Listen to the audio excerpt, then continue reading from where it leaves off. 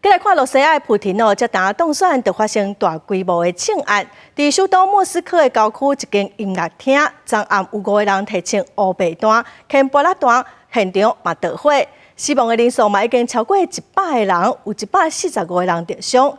罗西亚检方是认定讲这是一件恐怖攻击，虽然伊斯兰国讲迄是因做的，也毋过罗西亚是搁在调查。上新的消息是已经掠到11个嫌犯，包括4个开枪的人。位伫莫斯科郊区的克洛库斯音乐厅，雄雄传出枪声，民众赶紧四界走，有民众翕到用手举枪画面，也有人咪伫边仔录到连续枪声，现场是真混乱，互人惊甲皮皮喘。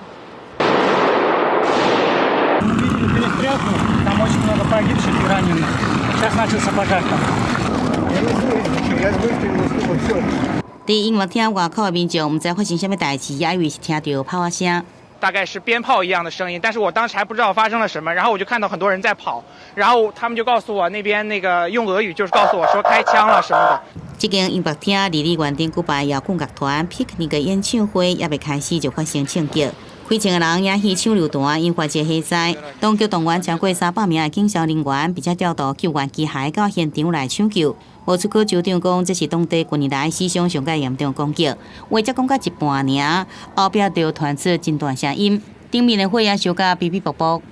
Да, произошла трагедия. Мы здесь в Крокусе работают пожарные, и, соответственно. 莫斯科警方入去音乐厅内底，涂骹4个拢是破去玻璃甲观众的物件，也有敢若亲像是开枪的人使用的枪、枪支阿爸甲枪支壳，现场4个拢是灰。当局讲，这是2004年造成300多人死亡的贝斯兰学校连击事件以来，俄国史上上较严重的攻击事件。俄国检方认定这是一桩恐怖攻击，已经展开犯罪调查。乌克兰是否认甲这个事件有关系？而 ISIS 伊斯兰国是经由社群讲这是因做的，也毋过也有台俄国当局深入来调查。国视新闻张淑芬编译。